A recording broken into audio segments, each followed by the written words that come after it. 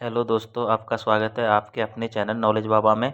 दोस्तों, जैसा कि आप सभी को बेसब्री से इंतज़ार था यूपी पुलिस कांस्टेबल की भर्ती का, उसकी विज्ञप्ति जारी कर दी गई है, जिसमें यूपी पुलिस के कांस्टेबल के लिए 60,244 पदों पर भर्ती का आयोजन किया जा रहा है, जिसमें सैलरी होगी 5200 से 20,200 ग्रेड पे 2,000, और जिसमें अनारक्षित वर्ग के 24,102 पद हैं, ईडब्ल्यूएस के 6,000 चॉइस हैं, अन्य पिछड़ा वर्ग के 16,264 हैं, अनुसूचित जाति के 12,650 हैं और अनुसूचित जनजाति के 1,204 हैं।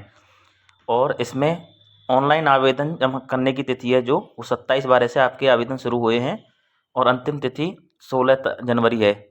और इसके लिए एज जो क्राइटेरिया रखा गया है वो वही 18 से 22 की रखी गई है, और इसमें जो दिनांक की गणना होगी एज के लिए वो 1/7/2023 से गणना जारी की जाएगी।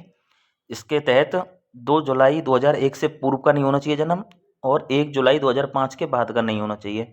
और महिलाओं के लिए 2 वर्ष की छूट है, जिसमें महिलाओं को 18 से 25 तक की आयु की महिलाएं फॉर्म भर सकती हैं, जिसमें 2 जुलाई 1998 से 1 जुलाई 2005 तक की महिलाएं भर सकती हैं, उसके बाद का नहीं होना चाहिए जन्म। इसमें पुरुषों के लिए 168 सेंटीमीटर ऊंचाई होनी चाहिए, और अनुसूचित जनजाति के पुरुषों के लिए 160 सेंटीमीटर ऊंचाई होनी चाहिए, और 5 सेंटीमीटर का फुलाव होना चाहिए, बिना फुलाए 79 सेंटीमीटर, और कम से कम फुला के 84 सेंटीमीटर हो जानी चाहिए। 5 सेमी का फुलाव कंपलसरी है। और अनुसूचित जातियों के लिए 77 सेंटीमीटर बिना फुलाए और कम से कम 82 सेंटीमीटर फुलाने पर होना चाहिए।